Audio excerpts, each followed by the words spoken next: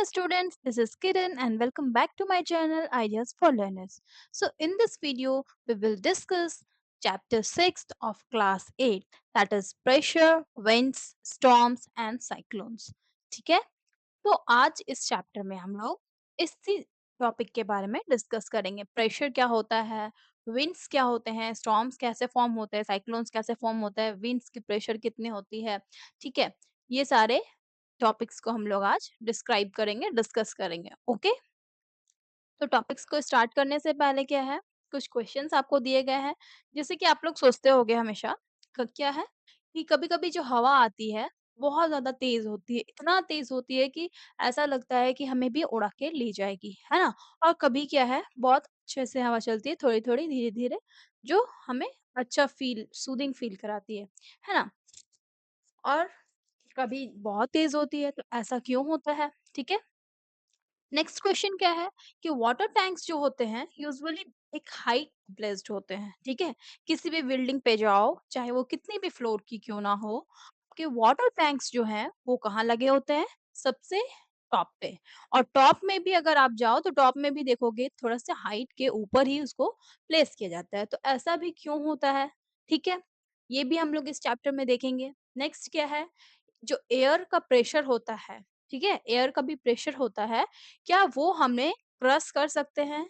ये चीज़ भी हम लोग देखेंगे कि एयर का प्रेशर क्या हो, मतलब कितना हम लोगों को हार्म कर सकता है। चलिए, नेक्स्ट क्या है, what causes storms and cyclones, कैसे फॉर्म्स होते हैं स्टॉर्म्स और साइक्लोन्स। और अगर अर्थ जब रुकना, घूमना बंद कर दे, रोटेट करना बंद कर दे, तो भी क्या साइक्लोन्स फॉर्म होंगे। ये सारे क्वेश्चंस हमें चैप्टर पढ़ने के बाद खुद ब खुद समझ में आ जाएगा। ओके, तो चैप्टर को स्टार्ट किया जाए।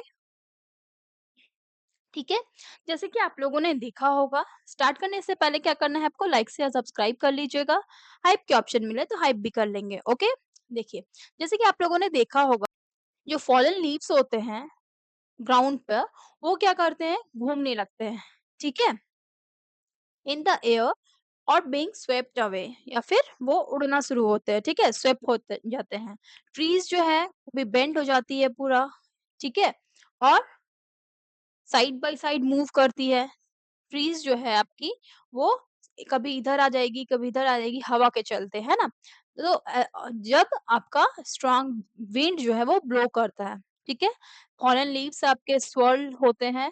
ठीक है, और स्वेप हो जाते हैं, स्वीप आउट हो जाते हैं। ठीक है, और ट्रीज जो है आपकी स्वे हो जाती है, बेंड हो जाती है, जब आपका स्ट्रॉन्ग विंड जो है वो ब्लो होता है। ओके, आप लोगों ने ये भी नोटिस किया होगा कि ऐसा क्यों होता है। ठीक है, आप लोगों ने वंडर किया होगा, why the fallen leaves rises in the air और ट्रीज स्वे और बेंड। ठीक है, ऐसा क्यों होता है, जब बहुत ज्यादा तेज हवा आती है तो ऐसा होता क्यों है। ऐसा सिर्फ होता है प्रेशर के वजह से। ठीक है, जो फोर्स आपका विंड जो है वो फोर्स लगाती है एक, और वो फोर्स क्या क्रिएट करता है, विंड का प्रेशर क्रिएट करता है। ठीक है, और इन सब के वजह से हमें क्या देखने को मिलता है कि ट्रीज जो है एक बार इधर इधर मूव करती है साइड बाय साइड, और या तो बेंड हो जाती है, या फिर जो भी फॉलन लीव्स है वो गोल गोल राउंड राउंड घूमने लगते हैं, या वो आगे आपका स्वेप हो जाते हैं। ओके, तो ये क्यों होता है, this is because of force, और the force created by the air, और इसी को क्या कहते हैं, विंड प्रेशर। ओके, चलिए इसी को अभी हम लोग पढ़ने वाले हैं। Does the wind exert force on fallen leaves to make them rise और on the trees to bend. ठीक है, पूछा जा रहा है, क्या विंड भी कोई फोर्स लगाती है जो फॉलन लीव्स है उनको राइज होने में, या फिर जो ट्रीज है आपके बेंड होते हैं, उनमें क्या फोर्स लगता है, विंड क्या फोर्स लगाती है। तो यहाँ और भी आप एग्जांपल्स देखते होंगे क्या, जब आपका डोर्स जब बंद होता है, ठीक है, बहुत जोर से बंद हो जा रहा है, या फिर खिड़कियों की खड़खड़ाहट होती है। ठीक है, या फिर आपके जो क्लोथ्स हैं आपने सूखने के लिए टांगा है, वो हवा से लहराने लगते हैं, फड़फड़ाने लगते हैं।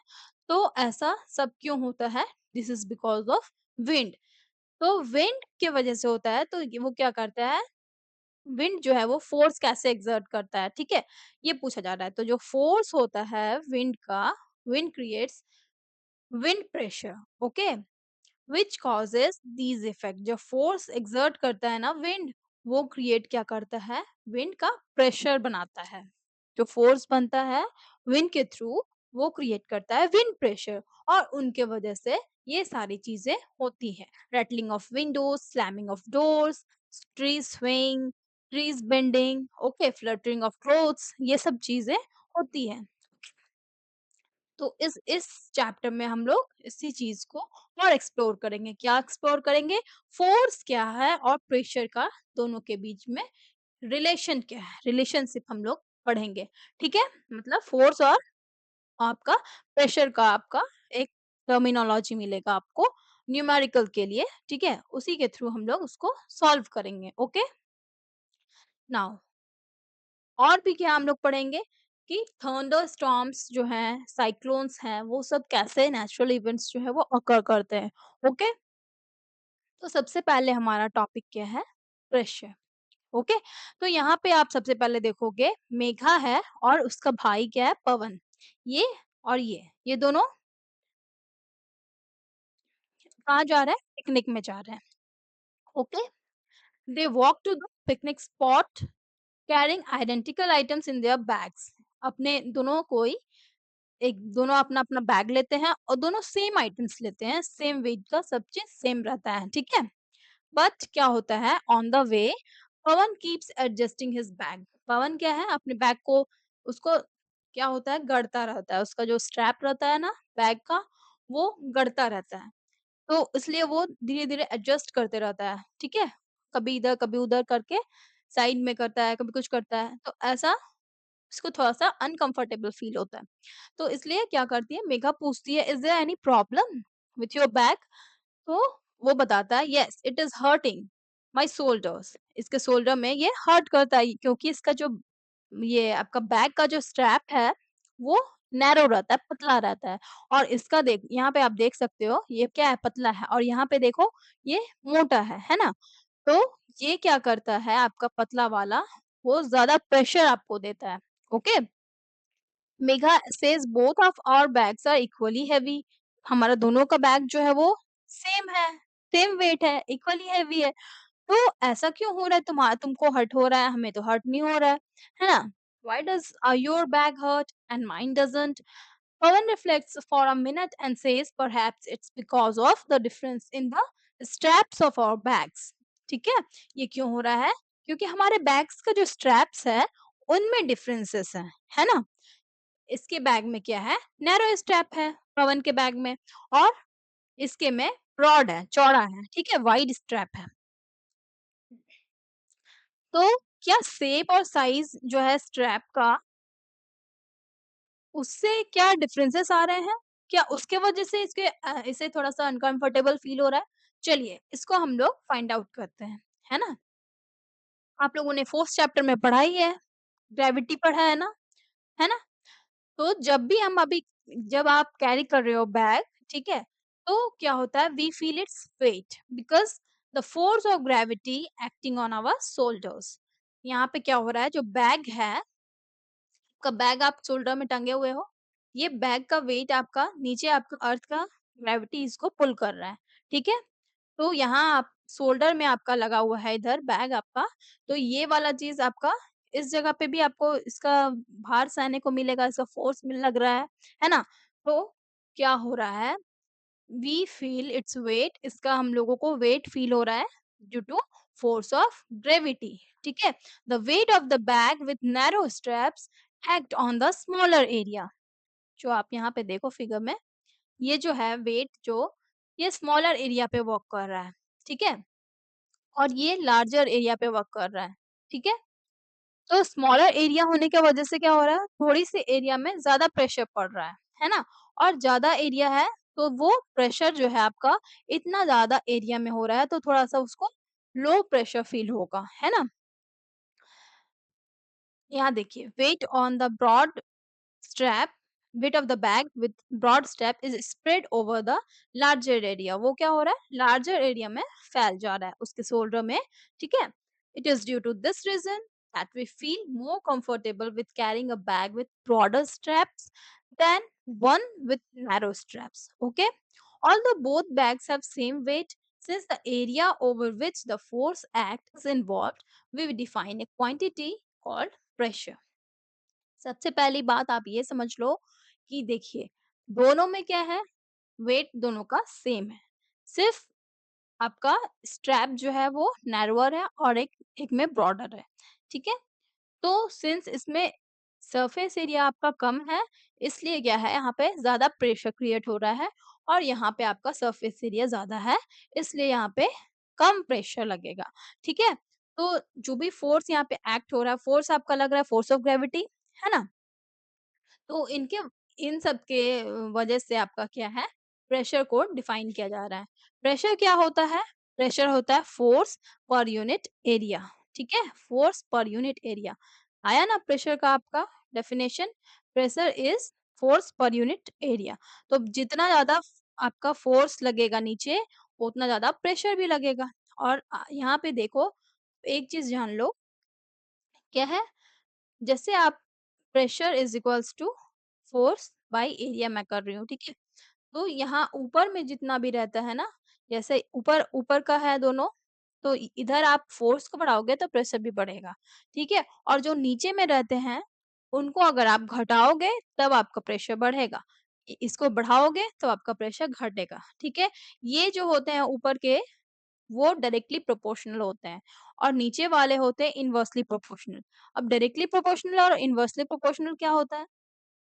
डायरेक्टली प्रोपोर्शनल जैसे आप यही देख रहे हो, pressure is equal to force, ठीक है। तो फोर्स ऊपर है, प्रेशर भी ऊपर है, नीचे में इसके कुछ नहीं है, यानी कि 1 है, ठीक है, ऐसा समझ लो। तो फोर्स जब भी आपका ऊपर ऊपर है, वो होता है डायरेक्टली प्रोपोर्शनल। ये आप अभी अच्छे से, आपको इसको बाद में पढ़ाया जाएगा, आप इसको अभी बस समझ लो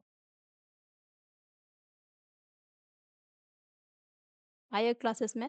ये आपका डायरेक्टली प्रोपोर्शनल है। जब डायरेक्टली प्रोपोर्शनल होता है तो क्या होता है, अगर आप फोर्स को इंक्रीज करोगे तो प्रेशर आपका इंक्रीज होगा, अगर आप फोर्स को डिक्रीज करोगे तो प्रेशर आपका डिक्रीज होगा। ओके, जैसे कि अगर आप यहाँ पे देख लो एग्जांपल, अगर जो दोनों बैग का वेट जो है, एक में एकदम हल्का होता, एक ज़्यादा भारी होता, तो यहाँ पे फोर्स ऑफ ग्रेविटी जो आपका लग रहा है, जो ज़्यादा वेट वाला है, जो जिसका मास ज़्यादा है, उसमें फोर्स ऑफ ग्रेविटी ज़्यादा होता, है ना? ये मान लो कि हल्का है, लाइटर मास है, ये छोटा स्मॉल एम है, ये बड़ा है, ओके? इसका फोर्स जो है वो कम होगा, ये वाला ज़्यादा होगा। इसमें आपका फोर्स जब ज़्यादा है तो इसका प्रेशर भी ज़्यादा होगा। ये भारी वाला बैग में क्या होगा, हमें ज़्यादा प्रेशर लगेगा, और हल्के बैग में क्या होगा, हमें कम प्रेशर प्रेशर लगेगा। अगर सेम ही बैग हम लोग ले जाते हैं, कभी क्या होता है, हमें बहुत सारे कुछ ले जाना पड़ता है, कभी हम लोग कम कुछ ले जाते हैं, है ना? जैसे कुछ फंक्शन होता है तो हम लोग बुक्स वगैरह तो नहीं ले जाते हैं।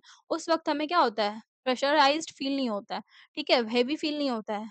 और जैसे नॉर्मल डेज़ में हम लोग स्कूल्स जाते हैं तो कॉपी बुक्स वगैरह हमारे नोटबुक्स रहते हैं, तो उसमें क्या होता है, ज़्यादा फ़ील होता है। तो इस वज़ह से भी होता है। तो फ़ोर्स आप ये जान लो कि फ़ोर्स को घटाओगे, बढ़ाओगे, तो उसी हिसाब से आपका प्रेशर भी घटेगा, बढ़ेगा। फ़ोर्स अगर घट रहा है तो प्रेशर घटेगा, फ़ोर्स बढ़ रहा है तो प्रेशर बढ़ेगा, ओके? और आपका नीचे वाला जो है, कभी भी नीचे रहेगा जो डिनोमिनेटर में, वो क्या हो गया आपका एरिया, ये होता है इनवर्सली प्रोपोर्शनल, ओके?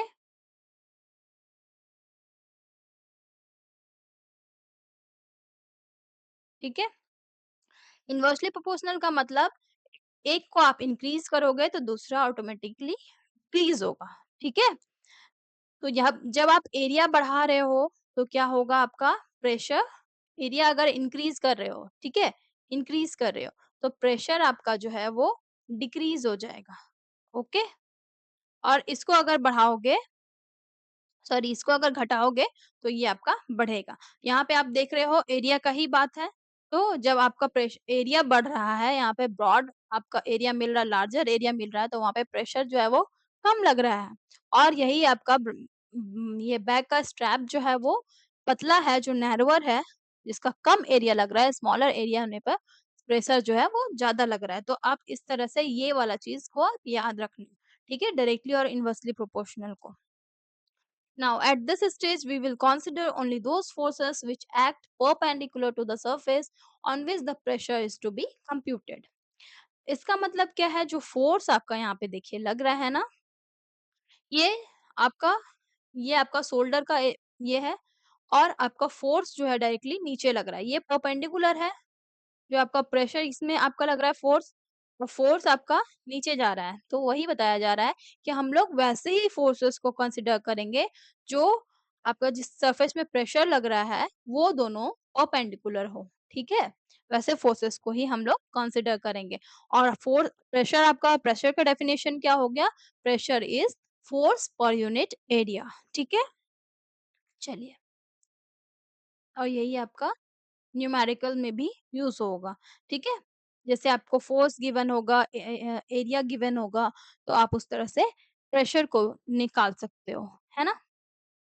अब चलिए, अब आ गया क्या है, ब्रॉड स्ट्रिप्स क्या करते हैं, रिड्यूस करते हैं प्रेशर को, ठीक है? आपके शोल्डर पे लग रहा था, ब्रॉड स्ट्रिप्स में क्या हो रहा था, रिड्यूस हो रहा था, क्योंकि क्या हो रहा है यहाँ पे, एरिया जो है वो ज़्यादा है, ओके? तो प्रेशर क्या हो रहा है, वो रिड्यूस्ड हो जा रहा है, ओके?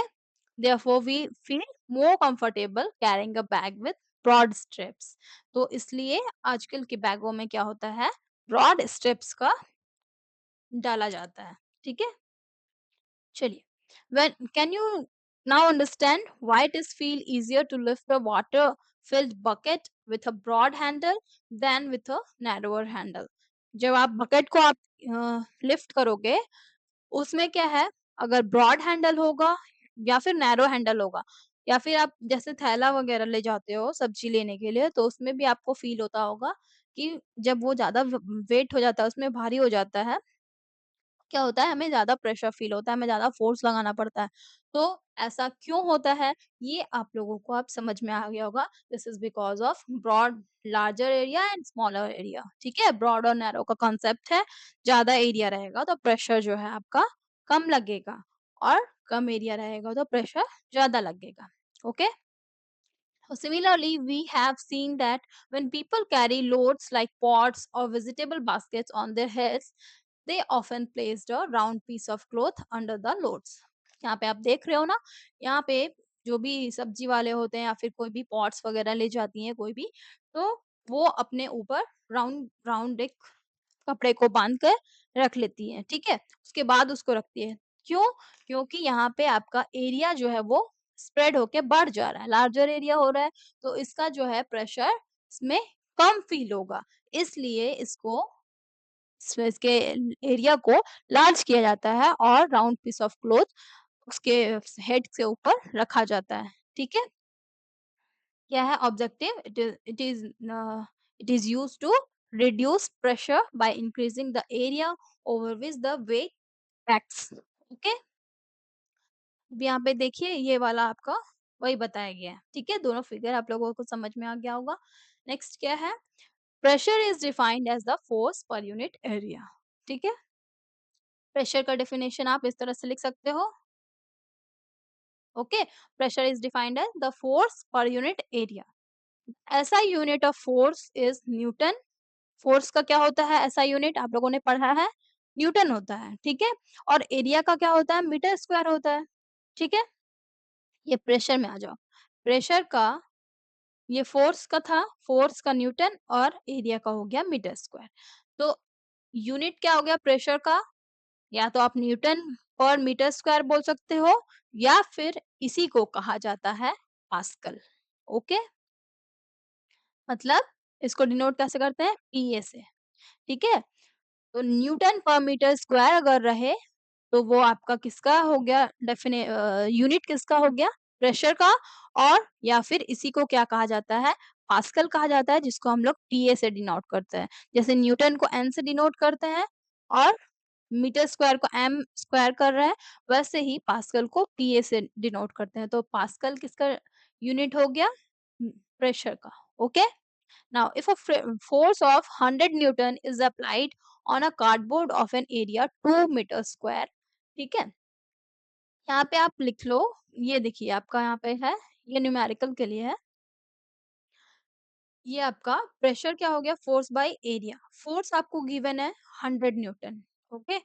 और एरिया भी गिवन है 2 मीटर स्क्वायर। तो आपको इसमें प्रेशर निकालना है कि उस कार्डबोर्ड में कितना प्रेशर लग रहा है। तो प्रेशर का हमें फॉर्मूला पता है। क्या है हमारा formula? Force by area. Force का न्यूटन में दिया हुआ है, ठीक है, 100 न्यूटन, और एरिया जो है मीटर स्क्वायर में दिया है। ये कितना है? 2 मीटर स्क्वायर। अगर ये सेंटीमीटर स्क्वायर में होता तो हमें चेंज करना पड़ता, ठीक है? यहाँ पे आपको कोई कुछ नहीं करना है क्योंकि हमारा न्यूटन में ये गिवन है एक यूनिट और आपका मीटर स्क्वायर में है। तो डायरेक्टली हम लोग इसको पुट करेंगे, वैल्यू पुट करके फिर जो कट-कुट के आएगा आंसर उसको लगा देंगे। तो यहाँ पे आपका कितना हो जा रहा है? ये 50 से कट जाएगा। तो ये आपका 50 न्यूटन मीटर स्क्वायर हो गया। इसी को हम लोग 50 पीए भी लिख सकते हैं। ओके? तो आप 50 पीए भी लिख सकते हो। तो प्रेशर आपका यहाँ पे कितना हो गया? 50 पास्कल। ओके? चलिए, अब हम लोग बहुत सारे ऐसे सिचुएशंस देखते हैं जिसमें क्या है, प्रेशर का रोल होता है। ठीक है? ये सारे सिचुएशंस तो हम लोग देखे ही, है ना? और भी बहुत सारे सिचुएशंस होते हैं जहाँ हमें प्रेशर फील होता है। ठीक है? चलिए, अब इस एक्टिविटी में हम लोग क्या-क्या देखेंगे कि प्रेशर का क्या इन्फ्लुएंस है। ठीक है? सबसे पहले आपको क्या देखना है, यहाँ पे आपको भी कोई भी एक्टिविटी करने से पहले क्या करना है, आपको सुपरविज़न, एडल्ट के सुपरविज़न में कुछ भी करना है, ओके? तो यहाँ पे भी आपको एक एडल्ट के सामने ही आपको ये सारे चीज़ परफ़ॉर्म करने हैं। तो चलिए एक्टिविटी को देखते हैं। फर्स्ट में क्या है, आपको नेल को ड्राइव करना है, मतलब इसमें हैमराइज़ करके इसको अंदर पुट करना है, ठीक है? तो जब आप हेड के ऊपर इसको जब आप हैमर से हिट करोगे, तो क्या देखोगे कि ये ईज़िली नेल जो है आपका चला जा रहा है, ठीक है? ये वुडन कार्डबोर्ड पे हिट किया जा रहा है, तो ये इज़िली अंदर चला जाएगा। क्यों? क्योंकि यहाँ पे इसका एरिया जो है वो क्या है? ज़्यादा है। इसमें हम लोग जब लगा रहे हैं प्रेशर, तो ये इज़िली जा रहा है, कम ही प्रेशर में वो चला जा रहा है। तो ये क्या है? This task is easy to perform. ठीक है? ये इज़िली हम लोग कर पा रहे हैं। क्यों? इसका रीज़न आपको क्या दोगे? Larger area creates less pressure. Okay? और यहाँ पे आप देखोगे नेक्स्ट वाले में, तो ये हमें पॉइंटेड एंड को अगर आप ऊपर रख रहे हो, हेड आपका क्या है? नीचे है, ठीक है? तो हेड आपका ये जल्दी से घुसेगा क्या नीचे? नहीं जाएगा। पॉइंटेड एंड रहता तो चला जाता। पॉइंटेड एंड के ऊपर अगर हम हिट करेंगे तो यहाँ पे एरिया जो है आपका स्मॉल हो जा रहा है, तो इसमें हमें ज़्यादा प्रेशर अप्लाई करने की ज़रूरत पड़ रही है। इसलिए ये क्या है? It is difficult to perform. Okay? Next अगर एग्ज़ाम्पल देखते हैं, cutting an apple with a knife. जो हम लोग शार्प एज से नाइफ नाइफ के शार्प एज से अगर एप्पल को कट कर रहे हैं, तो वो क्या है? ईज़िली कट जा रहा है। It is easy to perform. क्यों? क्योंकि स्मॉलर एरिया में क्या हो रहा है? It creates high pressure. Okay? Smaller area की वजह से क्या हो रहा है? ये हाई प्रेशर क्रिएट कर रहा है, तो हम लोग जल्दी से इसको काट ले रहे हैं इज़िली। और इसमें क्या हो रहा है? ये it is difficult to perform why? क्योंकि ब्लंट नाइफ जो ब्लंट आपका एज है, वो उसमें क्या है? एरिया जो है वो लार्जर है, ज़्यादा एरिया है। तो ज़्यादा एरिया होने की वजह से वो क्या क्रिएट कर रहा है? यहाँ पे लो प्रेशर होगा। ठीक है? यहाँ पे प्रेशर जो है आपका लो हो जा रहा है, तो आपको इसमें और ज़्यादा प्रेशर लगाने की ज़रूरत है, तब जाके ये कट सकती है। तो इससे हम लोग क्या कंक्लूड किए, जब एरिया जो है आपका, ठीक है, जिसमें भी फोर्स अप्लाई हो रहा है, वो अगर स्मॉलर होगा, ठीक है, तो उसमें प्रेशर क्या होगा? हाइयर होगा। जब एरिया आपका स्मॉलर होगा, प्रेशर क्या होगा? हाइयर होगा। ये आपका इन्वर्सली प्रोपोर्शनल का केस है। ओके? और उसमें प्रेशर अगर हाइयर होगा तो क्या होगा? कोई भी काम को हम लोग इज़िली कर सकते हैं। This is why it is easier to drive a nail using a pointed end and it is easier to cut an apple with a sharp edge. ठीक है? क्योंकि इसका क्या है? एरिया जो है स्मॉलर है, पॉइंटेड एंड का एरिया स्मॉलर है, तो वो क्या हो जा रहा है आपका? इजीली अंदर चला जा रहा है और हम लोग एप्पल को अच्छे से काट पा रहे हैं। Now, you might have seen an overhead tank in your locality or on the rooftops of houses used for water supply। इस तरह के आप लोग ओवरहेड टैंक्स देखे होंगे हर जगह पे। वो क्या होते हैं? बहुत ज़्यादा हाइट पे बेस होते हैं। देखिए यहाँ पे घर वगैरह जो है वो इतना नीचे है और इसको इतना हाइट पे रखा गया है। क्यों रखा गया है? ठीक है? तो ऐसा इसलिए रखा गया है ताकि जितना ज़्यादा आपका हाइट होता है ना, उतना ज़्यादा प्रेशर से आपका पानी जो है वो नीचे आता है, ठीक है? तो ये चीज़ हम लोग जानने के लिए फिर से एक एक्टिविटी करेंगे। यहाँ पे पूछा जा रहा है कि क्या लिक्विड्स भी प्रेशर एक्सर्ट करते हैं? तो प्रेशर आपका लिक्विड्स भी एक्सर्ट करते हैं, एयर भी एक्सर्ट करते हैं। तो इसको हम लोग आगे देखते हैं कि क्या बताया जा रहा है एक्टिविटी करके, है ना?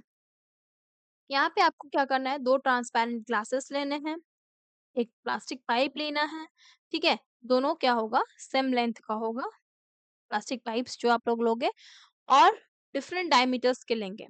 कुछ एक पतला ले लेना, एक मोटा पाइप ले लेना, ठीक है? जैसा कि आप फिगर में देख रहे हो, ये क्या है, पतला है पाइप और ये मोटा है, इसका डायमीटर जो है कम-ज़्यादा है, ओके? और 2 आपको अच्छे क्वालिटी के रबर बैलून्स लेने हैं और इनको क्या करना है, अटैच कर देना है पाइप्स में, ठीक है? और क्या करना है, क्लैंप कर देना है इन पाइप्स को, इससे क्लैंप किया हुआ है देखिए दोनों, एक स्टैंड के थ्रू और इन दोनों पाइप में क्या करना है आपको, वाटर फिल करना है up to the same level, एक ही लेवल पे आपका वाटर फिल है ना? अब आपको क्या देखना है, do the do both balloons bulge, do they bulge to the same extent? दोनों बैलून्स में आप लोग देखोगे अगर इतना इतना पानी दोनों में आप लोग फिल कर दिए, उसके बाद आप इसको थोड़ी देर बाद क्या करना, ऑब्जर्व करना कि ये क्या फूल रहे हैं और दोनों अगर आपका बल्ज कर रहे हैं तो क्या सेम एक्सटेंट में कर रहे हैं, एक ही जैसे दोनों दोनों जो फूल रहे हैं, इन्फ्लेट हो रहे हैं, तो दोनों एक ही एक्सटेंट में हो रहे हैं, एक ही जैसे हो रहे हैं क्या? तो हम लोग क्या देखेंगे, इस एक्टिविटी को अगर आप लोग करोगे तो क्या आप लोग देखोगे जो दोनों बलून्स हैं एक जैसे सेम एक्सटेंट में बल्ज, कि जो डिफरेंट डायमीटर्स हम लोग लिए थे पाइप का, है ना? उनके वजह से तो कुछ हो नहीं रहा है क्योंकि सेम सेम बल्ज हो रहा है दोनों, ठीक है? जो भी बलून्स में बल्जिंग आ रहा है वो सेम है। इसका मतलब ये है जो आपका वाटर का जो वेट है, ठीक है? वो रिस्पॉन्सिबल नहीं है किसके लिए? For the bulging of balloons. तो वो रिस्पॉन्सिबल नहीं है तो कौन है फिर भाई? वाटर का जो कॉलम है, ठीक है? Could it be the water column is exerting pressure? Water का जो कॉलम है वही एक्सर्ट कर रहा है प्रेशर को, ठीक है? वाटर का कॉलम यानी कि वाटर की लेवल की height, okay? So, yes, it is the pressure exerted by the water column which is responsible for the bulge. क्या हो रहा है? जो वाटर का जो वाटर लेवल है ना, वाटर कॉलम इसको कहा जा रहा है, वही रिस्पॉन्सिबल है for the bulging of the balloons, ठीक है? दोनों का क्या है? वाटर लेवल सेम है, इसलिए इन दोनों का बल्जिंग जो है वो भी सेम है ना? तो जित इसीलिए क्या होता है आप लोग देखे होंगे कि जो आपके ओवरहेड टैंक्स होते हैं उनको हाइटेड में रखा जाता है equal water columns that is why equal water column heights produces equal bulge in the balloons despite their different diameters। अलग अलग diameters के होने के बावजूद भी यहाँ पे हम लोग क्या देख रहे हैं कि दोनों का सेम वाटर कॉलम्स है, इसलिए क्या है उनका बल्जिंग जो है वो सेम है। अब हमें क्या करना है, pour some more water in any of one of the pipe, ठीक है? इसमें किसी में भी आप लोगों को और वाटर को पोर करना है, ठीक है? इसका वाटर लेवल को एक में ज़्यादा करना है, एक को कम करना है, ठीक है? तब तो हम लोग देख पाएँगे ना कि किसमें बलून का जो एक्सटेंट है, फूलने का, बल्जिंग का वो किसमें कम है, किसमें ज़्यादा है। तो जब आप इसमें वाटर इसमें फिल करोगे, ठीक है? तो क्या देखोगे जो बैलून है वो और भी ज़्यादा बल्ज हो जाएँगे, ठीक है? Balloon bulges out more. क्यों? क्योंकि यहाँ पे आपका लेवल जो है वो ज़्यादा हो गया, ज़्यादा हाइट में हो गया है, ठीक है? What will happen to the bulge of the balloons if we increase the height of the columns? जब आप इंक्रीज़ करोगे हाइट को तो क्या हो रहा है? The balloon bulges out more. यहाँ पे आप आंसर कर सकते हो the balloon bulges out more, ठीक है? आप इसको इसी प्रोसेस को आप क्या करना, एक बार इसमें करके देखना, एक बार इसमें करके देखना। तो जब आप देखोगे कि जब आपका लेवल जिसमें भी ज़्यादा होगा, वो ही बैलून जो है वो ज़्यादा बल्ज आउट होगा। Okay? Now do you see any relation between the amount of bulge of the rubber balloon and the height of the water column in the pipe? आप लोगों ने कुछ रिलेशन देखा? यस। हम लोगों ने ऑब्जर्व क्या किया कि जो आपका अमाउंट ऑफ बल्ज है रबर बैलून का, वो कब ज़्यादा हो रहा है? जब हम लोग वाटर कॉलम का हाइट जो है वो इंक्रीज़ कर रहे हैं। तो जब इंक्रीज़ होगा आपका वाटर कॉलम का हाइट, तो बैलून का बल्ज जो है वो ज़्यादा हो जाएगा। ओके? यहाँ पे देखो, you observe that the bulge of the balloon increases as the height of the water column increases।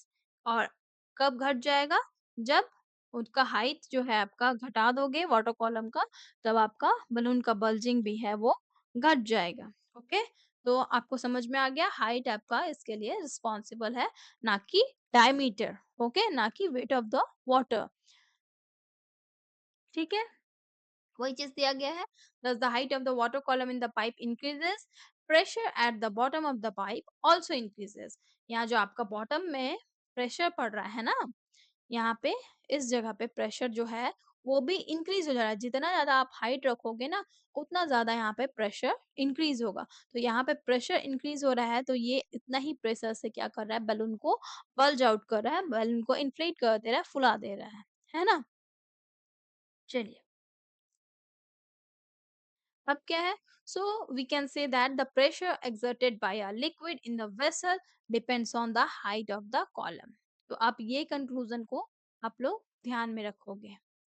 ठीक है, प्रेशर जो आपका लिक्विड में होता है, प्रेशर जो लिक्विड एक्सर्ट करता है किसी भी वेसल में, वो किस पे डिपेंड करता है? हाइट। कितना हाइट में आपका वाटर है या फिर लिक्विड का है उस कॉलम में, उसका हाइट अगर ऊपर-नीचे होगा तो प्रेशर भी आपका ऊपर-नीचे होगा। जितना ज़्यादा हाइट उतना ज़्यादा प्रेशर, जितना कम हाइट उतना कम pressure. Okay? This is the reason why overhead tanks are placed at height.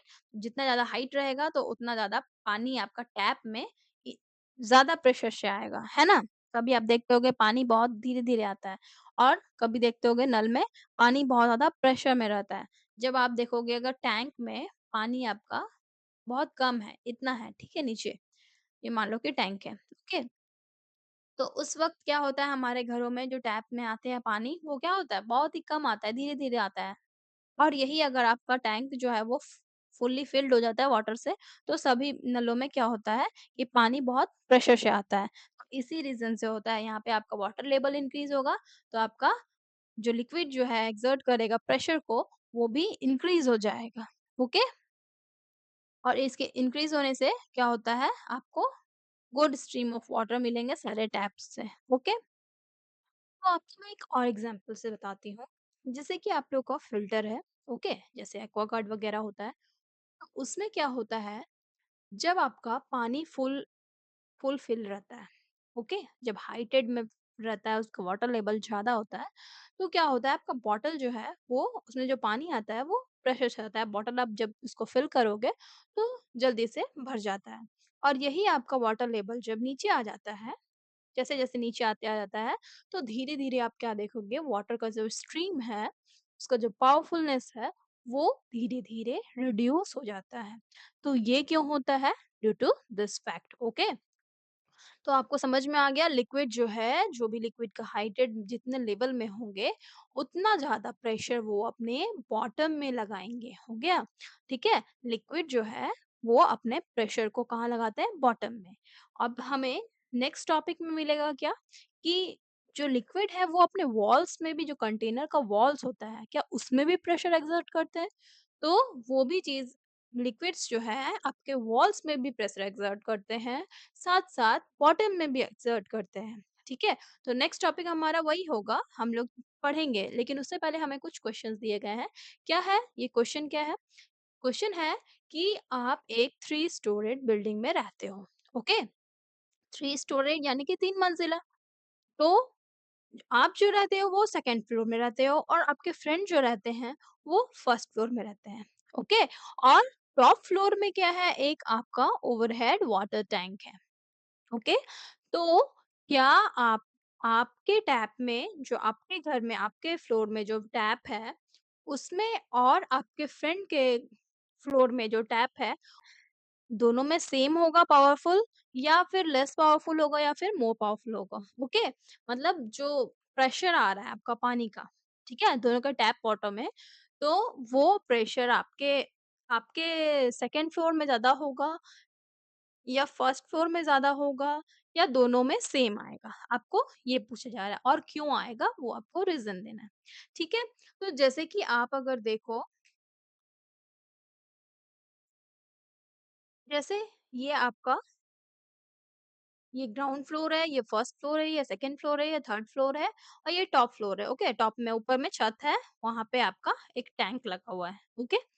तो इस टैंक की हाइट आप देखो, ये सेकंड फ्लोर से मान लो कि यहाँ तक आपकी वाटर फिल है, ओके? तो यहाँ से यहाँ इसका हाइट हो गया सेकंड फ्लोर का और फर्स्ट फ्लोर का हाइट क्या हो गया आपका? यहाँ से यहाँ तक, ओके? यहाँ तक हो गया। ये आपका फर्स्ट फ्लोर के लेवल का हाइट हो गया और ऊपर में क्या हो गया सेकंड फ्लोर का। तो यहाँ पे हाइट आपका कम है और यहाँ पे हाइट आपका ज़्यादा है। तो जितना ज़्यादा हाइट होगा हम लोगों ने भी पढ़ा क्या कि जितना ज़्यादा हाइट होगा उतना ज़्यादा प्रेशर होगा, है ना? तो यहाँ पे आपका प्रेशर जो है वो कम होगा सेकंड फ्लोर के लिए, ओके? और फर्स्ट फ्लोर के लिए क्या होगा प्रेशर हाई होगा। तो मोर पावरफुल स्ट्रीम किसके वाटर टैप वाटर में आएगा? हमारे फ्रेंड के टैप वाटर में आएगा क्योंकि वो फर्स्ट फ्लोर में है और जो ग्राउंड फ्लोर का टैप होगा वहां पे आपको और ज्यादा पावरफुल स्ट्रीम में वाटर मिलेगा। किसी भी टैप में आप उसको ओपन करो तो क्या होगा आपको और भी ज्यादा पावरफुल स्ट्रीम में वाटर मिलेंगे। और थर्ड फ्लोर की बात करें तो थर्ड फ्लोर में और बहुत कम होगा, ठीक है? कम प्रेशर में आएगा पानी, धीरे-धीरे आएगा, ओके? तो ये आपका डिपेंड क्यों कर रहा है? हाइट पे कर रहा है, किस पे कर रहा है? हाइट पे, ठीक है? तो रीज़न आप क्या दोगे कि this depends on the height of the water level. So the first आपका ये जो फर्स्ट फ्लोर में जो फ्रेंड है friend who living in first floor receive more powerful stream of tap water, okay? आप ये लिख दोगे। चलिए, अब हम लोग देखते हैं कि जो कंटेनर है आपका, उसके वॉल्स में भी लिक्विड जो है प्रेशर लगा रहे हैं। तो वो चीज़ कैसे लगा रहे हैं, वो भी हम लोग एक एक्टिविटी के थ्रू देखेंगे। यहाँ पे आपको क्या करना है, एक यूज्ड प्लास्टिक बॉटल ले लेने हैं, उसके कैप को रिमूव कर लेना, ओके? और 4 होल्स बना देना इसके बॉटम के नियर। यहाँ देखिए, ये बॉटम है, उसके थोड़े से ऊपर में आपको होल्स बनाए हुए हैं, ठीक है? यहाँ पे एक, यहाँ पे एक, यहाँ पे एक बनाया गया है। इस तरह से आपको होल बनाने हैं यूजिंग अ निडल और अ नेल, ओके? नाउ आपको क्या देखना है कि होल्स जो हैं वो सेम हाइट, जो भी होल्स बन रहे हैं वो सेम हाइटेड पे हों, okay? If you find it difficult to make a hole, you can slightly hit the needle or poke it to make holes. आप अगर आपका इजीली आपका होल नहीं हो पा रहा है निडल या नेल से, तो आप क्या करोगे उसे थोड़ा-सा हिट कर लेना, then you will easily poke into the container and that this will make holes. Okay? तो ये कर लेना, फिर क्या करना है सील कर देना होल्स को एक टेप से। टेम्पररी हम हमें ये करना है और वाटर को फिल कर देना है उस बॉटल में। फिर क्या करना है, जो हम लोगों ने टेप लगाया था उसको रिमूव करना है और हमें देखना है कि कितने प्रेशर से पानी आ रही है यहाँ पे, ठीक है? तो क्योंकि ये सेम हाइटेड में थी तो सारे पॉइंट से आपको जितने भी होल्स हैं उसमें सब में एक एक जैसा ही आपको वाटर निकलता हुआ मिलेगा, ओके?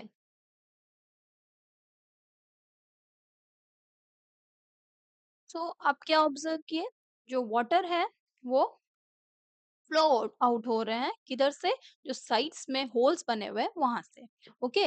तो ये क्या इंडिकेट कर रहा है that water also exist pressure on the sides of the container, not only at the bottom of the container, okay, but also on the sides. तो ये आपका कंक्लूजन हो गया। तो क्या समझ में आया कि वाटर सिर्फ बॉटम में नहीं प्रेशर क्रिएट कर रहा है जब बल्कि साइड्स में भी क्रिएट कर रहा है, okay? In fact liquid exert pressure in all direction, सारे डायरेक्शंस में लिक्विड जो है प्रेशर एक्सर्ट करता है, okay? Now you must have seen water spurting out like fountain from leaking joints और the holes in the pipe. Pipe अगर आप देखो, कोई भी पाइप में अगर आप पानी वहां से निकाल डाल रहे हो, ठीक है, कहीं पे नल पे लगा दियो पाइप, उसमें से अगर कोई होल है तो वो पूरा फाउंटेन की तरह निकलना लगता है, ठीक है? ऐसा क्यों होता है? This is because of the pressure, the liquid is exerting a pressure in all directions. Okay, now can you explain why this happens? ये मैं बता दी आपको, it is due to pressure exerted by the water on the walls of the pipe. Okay, now अब आप लोगों ने dam के बारे में देखा होगा, सुना होगा, है ना? जो बेस होता है डैम का, वो क्या होता है, ब्रॉडर होता है then on the top. Top आप देख रहे हो यहाँ पे क्या है, पतला है, और बेस जो आपका बना हुआ है, ये क्या हुआ है, धीरे धीरे ब्रॉड कर दिया गया है इसको। क्यों किया गया है? This is because a broad base not only supports the structure of the dam but also withstands the horizontal water pressure near the bottom। क्या हो रहा है, ये जो बेस है, ठीक है, नीचे में आपका बेस जो है वो ब्रॉडर है। क्यों है? पहला तो है कि इसका डैम का स्ट्रक्चर को सपोर्ट करने के लिए है। दूसरा रीजन क्या है, जो वाटर है वो क्या करता है, बॉटम में आपका प्रेशर क्रिएट करता है, एक्सर्ट करता है, और ऊपर में भी आपका एक्सर्ट हो रहा है, लेकिन ऊपर में जितना ज्यादा हाइट होगा, आप लोगों ने पढ़ा, हाइट जितना ज्यादा होगा उतना ज्यादा प्रेशर होगा। तो वाटर की हाइट अगर ऊपर है तो ऊपर में आपका वाटर का प्रेशर कम होगा, नीचे आते आते क्या है, वाटर की प्रेशर जो है वो बहुत ज्यादा होती है। इस तरह के अगर पतला सा अगर हम लोग डैम बनाएँगे, तो क्या होगा, इतना ज़्यादा प्रेशर होगा वाटर में, क्रिएट होगा कि क्या करेगा वो, धीरे-धीरे, धीरे-धीरे प्रेशर से इसको बहा ले जाएगा। तो हमारे डैम डैम बनाने का फ़ायदा क्या? कोई फ़ायदा नहीं। तो इसलिए इसको नीचे के साइड में जो बेस का एरिया होता है, वहाँ पे ब्रॉडर बनाया जाता है, ताकि जो प्रेशर को है वो रोक सके। Okay? it will hold the pressure of water. The water stored in the dam exerts pressure horizontally on the sides of the walls। नीचे तो लग ही रहा है प्रेशर, और ये साइड्स में भी लगा रहे हैं, है ना? तो वाटर प्रेशर लगा रहे हैं, और ये साइड्स में भी लगा रहे हैं, और वर्टिकली लगा रहे हैं, हॉरिजेंटली भी अपना प्रेशर को लगा रहे हैं और वर्टिकली भी लगा रहे हैं। ठीक है, due to the height of the water level क्या होगा, आपका नीचे में जो प्रेशर होगा वो ज्यादा होगा। The pressure which acts horizontally is very large near it's bottom. जो हॉरिजेंटली ये प्रेशर आपका बन रहा है वाटर का नीचे में, ठीक है, वो क्या होगा, बहुत ज़्यादा होगा।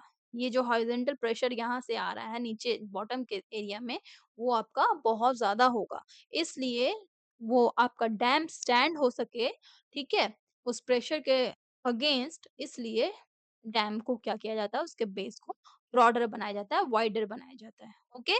तो ये आपको समझ में आ गया होगा। चलिए नेक्स्ट टॉपिक पे बढ़ते हैं। Let us now try to understand if air also exerts pressure। क्या एयर भी प्रेशर एक्सर्ट करते हैं? ठीक है, तो ये समझते हैं अब हम लोग। पॉइंट हमारा आ गया 6.2, pressure exerted by air. You already know that air is all around us. The envelope of air surrounding the earth is called atmosphere। जो हमारे अराउंड, हमारे अर्थ के अराउंड इन्वेलप बना हुआ है एयर का, ठीक है, एयर के सराउंडिंग का, उसको क्या कहा जाता है, एटमॉस्फेयर कहा जाता है। Okay, the atmospheric air contains nitrogen, oxygen, argon, carbon dioxide and other gases in small quantities। हम लोगों ने पढ़ा है कंपोनेंट्स ऑफ एयर, उसमें क्या क्या होता है, नाइट्रोजन होते हैं, ऑक्सीजन, आर्गन, कार्बन डाइऑक्साइड, और बहुत सारे गैसेस होते हैं, ठीक है, और अदर गैसेस जो होते हैं बहुत स्मॉल क्वांटिटीज में होते हैं प्रेजेंट। तो ये सारे आपके एटमॉस्फेरिक एयर में कंपोनेंट्स होते हैं। Okay, and the atmosphere extends up to many kilometres above the surface of earth. Earth के सरफेस से, ये मान लो कि अर्थ है, अर्थ के सरफेस से बहुत ज्यादा दूर तक एटमॉस्फेयर में पूरा एयर जो है एक्सटेंड रहता है, ठीक है, मतलब फैला हुआ रहता है। चलो, let us find out if the atmosphere exert pressure by performing following activity। हम लोग इस एक्टिविटी के थ्रू देखते हैं कि क्या एयर भी, एटमॉस्फेयर भी प्रेशर एक्सर्ट करता है या नहीं। ओके, इस एक्टिविटी में आपको क्या करना है, एक पेपर प्लेट लेना है, ठीक है, पेपर प्लेट आपको लेना है, उसको इन्वर्ट करना है, मतलब उल्टा कर देना है, और उसमें एक स्टिक अटैच करना है इस तरह से, ठीक है, as shown in the figure. Now place it on a plane surface. Plane surface में आपको इसको प्लेस करके रखना है, और take two identical sheets of chart paper about 70 centimetre और इंटू 56 सेंटीमीटर, मतलब आपका लेंथ और ब्रेड्थ आपको गिवन है, उस तरह का इतना साइज का आपको दो चार्ट पेपर आपको लेने हैं। ओके, पहले वाले को क्या करना है, फोल्ड करना है ट्वाइस, 2 बार उसको फोल्ड करना है और क्या करना है, एक होल बनाना है सेंटर में। इतना बड़ा होल बनाना है यहाँ से कि वो स्टिक जो है वो निकल जाए। आप लोगों ने पहले पेपर इसमें स्टिक किया था, उसके ऊपर में आप लोगों ने क्या किया, स्टिक को इसमें चिपका दिया, अटैच कर दिया, ठीक है? अब इसको आपको जो कार्डबोर्ड एक चार्ट पेपर लेना है, उसको बीच से होल करना है, इतना बड़ा होल करना कि ये वाला जो स्टिक है ना, वो उसके आर-पार निकल जाए, ठीक है? Now place the folded sheet on the top of the inverted paper. ये आपका इन्वर्टेड पेपर है, ठीक है? आपको ये जो चार्ट पेपर का शीट है, इसके ऊपर प्लेस कर देना है। अब क्या करना है, now try to lift the paper plate covered with a folded sheet using the stick. इस स्टिक को आपको ऊपर लिफ्ट करना है। Now observe how much effort is needed to lift it. अब आपको यहाँ पे एफर्ट लगाना होगा उसको लिफ्ट करने के लिए, तो कितना एफर्ट लग रहा है ये आपको ऑब्जर्व करना है। देन फिर क्या करना है, place the second unfolded chart paper sheet in the place of folded sheet.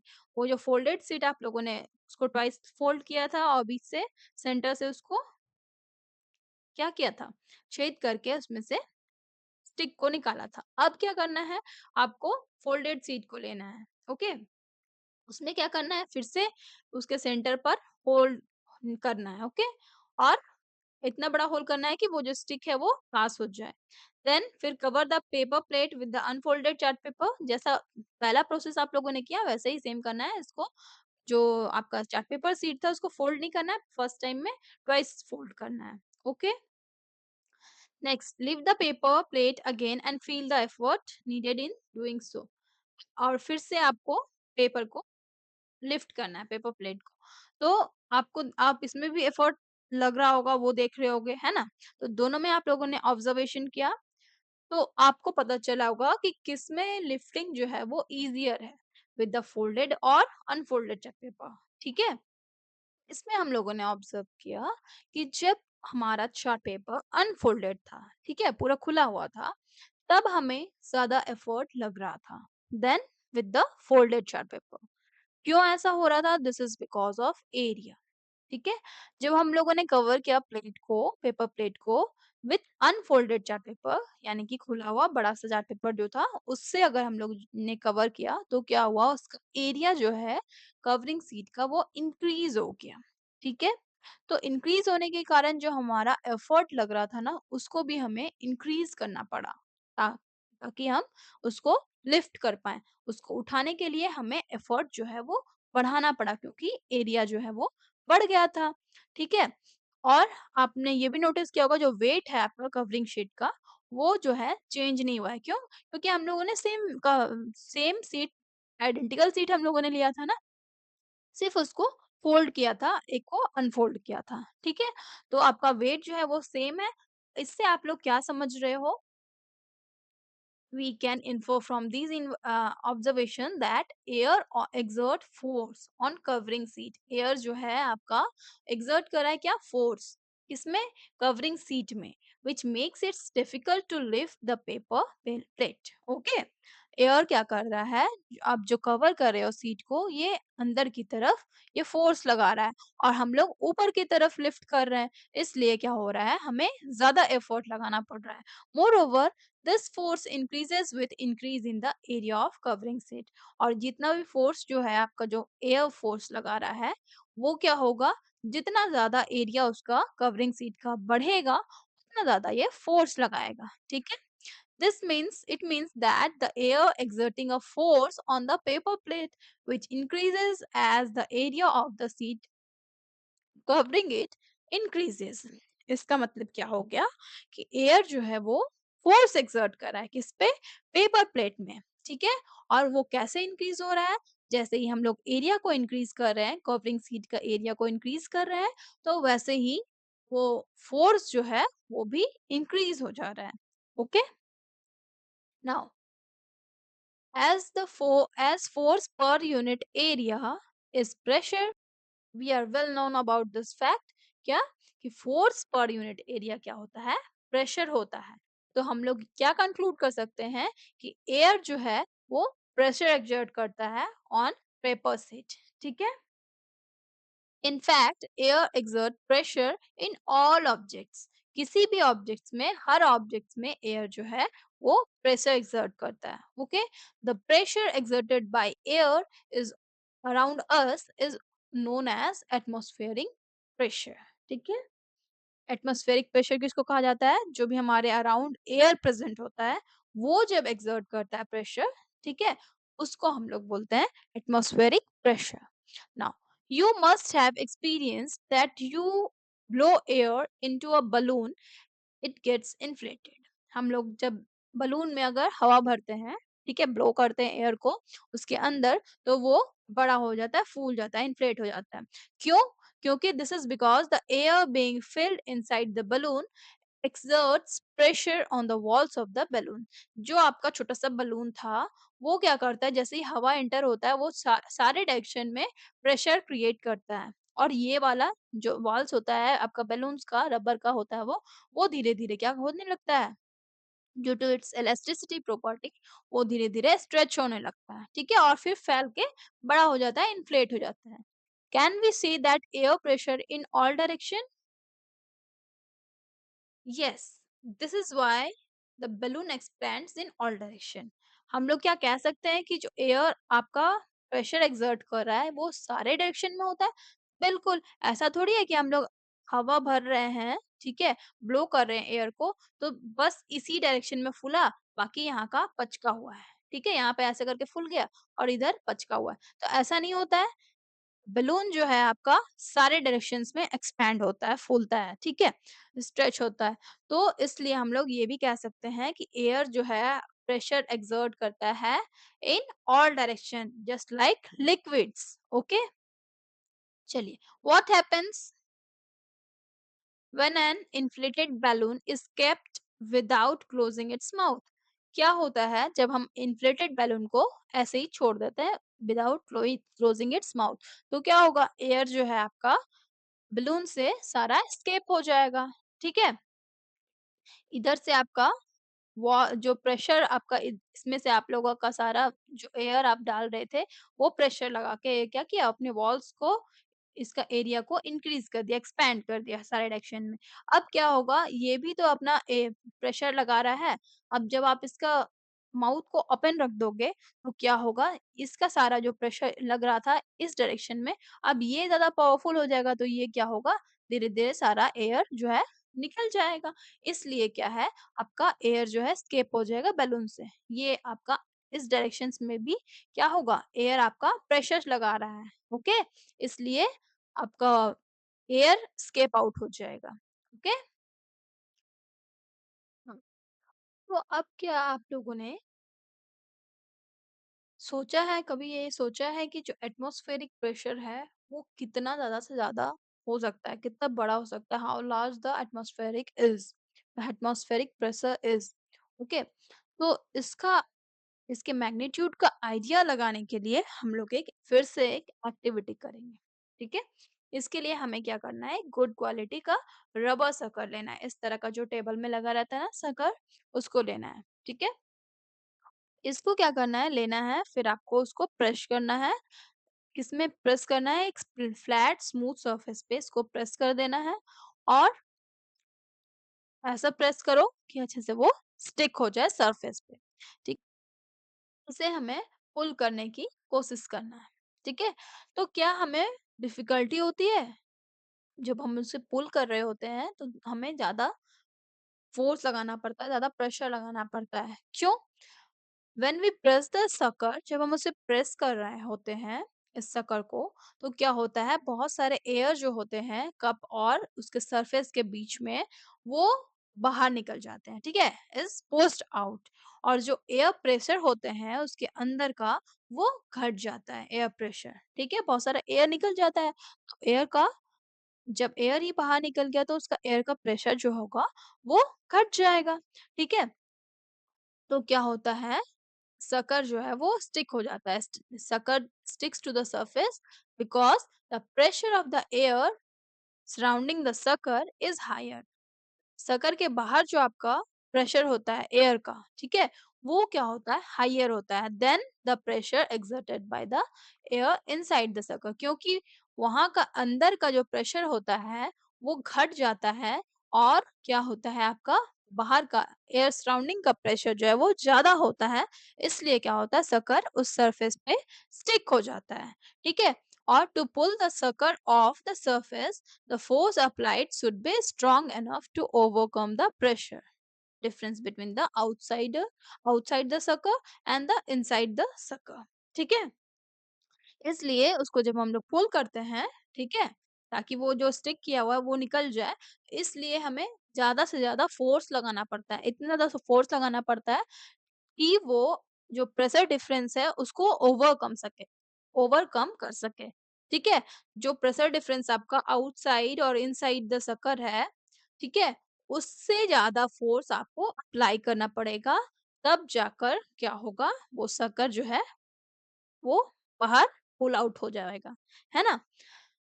तो इसलिए इस तरह से हम लोग पता कर सकते हैं एक छोटा सा सकर जो है उसके लिए हमें कितना फोर्स लगाना पड़ रहा है, ठीक है। अब बात आती है कि एटमॉस्फेरिक प्रेशर जो है वो कितना ज़्यादा लार्ज हो सकता है, how large the atmospheric pressure is, okay. तो एक अगर छोटे सी एरिया की बात करें हम 15 सेंटीमीटर, जैसे कि आपका 15 सेंटीमीटर आपके पास स्केल होगा, ठीक है, 4 आप स्केल ले लो, ओके, 15 सेंटीमीटर का। तो इतना बड़ा जो चारों स्केल के इनक्लोज्ड आपका एरिया आ रहा है, ठीक है?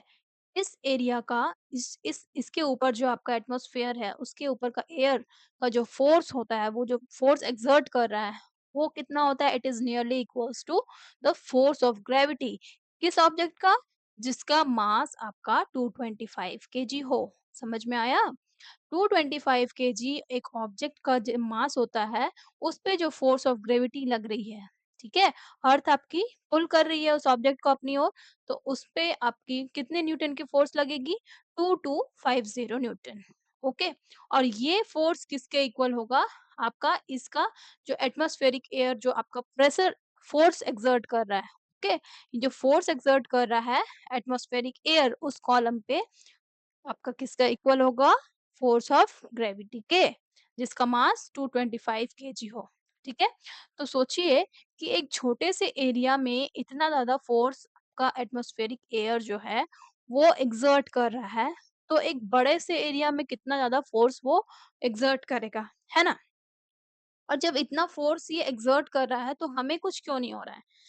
The reason we are not crushed under this weight is that, क्या है रीजन इसका, कि जो प्रेशर है हमारे बॉडीज का अंदर, हमारे बॉडी के अंदर, ठीक है, pressure inside our body is equals to the atmospheric pressure, जो हमारा एटमॉस्फेरिक प्रेशर जो बन रहा है, ठीक है, एटमॉस्फेरिक एयर कुछ फोर्स एक्सर्ट कर रहा है, और उसकी वजह से क्या हो रहा है, कुछ प्रेशर हमारे ऊपर आ रहा है, और वो प्रेशर जो हमारे बॉडी के प्रेशर से क्या होगा, इक्वल होगा, और उस वजह से क्या होगा, ये बैलेंस कर देगा जो भी प्रेशर आपका बाहर बाहर का है और आपके बॉडी के इनसाइड का है, दोनों प्रेशर जो है वो बैलेंस कर देगा एक दूसरे को, इसलिए क्या होता है, we are not crushed under this weight, okay. The pressure inside our body is caused by the movement of fluids and gases in tissues and organs of body, ठीक है। गैसेस होते हैं हमारे टिश्यूज में, ऑर्गन्स में, gases के movements होता है, ठीक है, जो भी हम लोग खाते पीते हैं वो फ्लूइड्स जो बनता है उनके मूवमेंट के वजह से, गैसेस के मूवमेंट के वजह से जो है हमारे बॉडी के अंदर क्या होता है, प्रेशर क्रिएट होता है, ठीक है। और ये तो इसको क्या कहा जाएगा, इनसाइड प्रेशर, क्योंकि हमारे बॉडी के अंदर है ये, और बॉडी के बाहर जो है आपका एटमॉस्फेरिक प्रेशर होता है, ठीक है। तो दोनों इक्वल होने के कारण हमें कोई दिक्कतें नहीं होती हैं, नहीं तो क्या होगा, जैसे ही हवा चलेगा हम लोग उड़ के चले जाएंगे, है ना। चलिए, अब एक बात और आती है कि हमें पता है कि ऐसा यूनिट जो होता है प्रेशर का, वो न्यूटन पर मीटर स्क्वायर होता है, ठीक है। हम लोगों ने पढ़ा है कि प्रेशर क्या होता है, प्रेशर का फॉर्मूला क्या होता है, फोर्स बाय एरिया, ठीक है। तो फोर्स का आपका यूनिट जो हो गया वो न्यूटन हो गया, और एरिया का यूनिट हो गया मीटर स्क्वायर, तो न्यूटन पर मीटर स्क्वायर हो गया आपका यूनिट, ठीक है। तो इसी को क्या कहा जाता था, पास्कल, हम लोगों ने पढ़ा है, ठीक है। तो हम लोग ये चीज़ तो जानते हैं, लेकिन प्रैक्टिकली क्या होता है, एयर प्रेशर को एक यूनिट में मेज़र किया जाता है जिसको कहा जाता है मिलीबार, ओके? एमबी से डिनोट करते हैं इसे। और ये किसके इक्वल होता है? It is equals to 100 pascal, ठीक है? एयर का यूनिट जो आपका होगा, प्रैक्टिकल यूनिट जिसमें इसको मेज़र किया जाता है, वो आप 100 पास्कल भी लिख सकते हो या फिर आप मिलीबार में उसे काउंट करोगे, ओके? तो 1 मिलीबार इक्वल टू 100 पास्कल हो गया। या फिर एयर प्रेशर को आपको मिलीबार में नहीं लिखना है, पास्कल्स में लिखना है, तो इसी को हम लोग क्या लिखेंगे? हेक्टोपास्कल, ठीक है? स्मॉल h और पीए, ठीक है? ये आपका इस तरह से आप डिनोट कर सकते हो, स्मॉल h और एन पीए। तो ये हो गया हेक्टोपास्कल। ये भी किसके इक्वल होता है? ये भी 100 पास्कल्स के इक्वल होता है। ठीक है? तो यहाँ तक की बात आपकी क्लियर हो गई होगी। जिन्हें कुछ दिक्कत हो तो वो कमेंट करेंगे। लाइक, शेयर और सब्सक्राइब ज़रूर कर लीजिएगा। और आपकी आगे की टॉपिक जो है फॉर्मेशन ऑफ विंड्स, ये हम लोग नेक्स्ट क्लास में करेंगे, ओके? तो मिलते हैं नेक्स्ट वीडियो में, तब तक के लिए bye bye, take care, thanks for watching.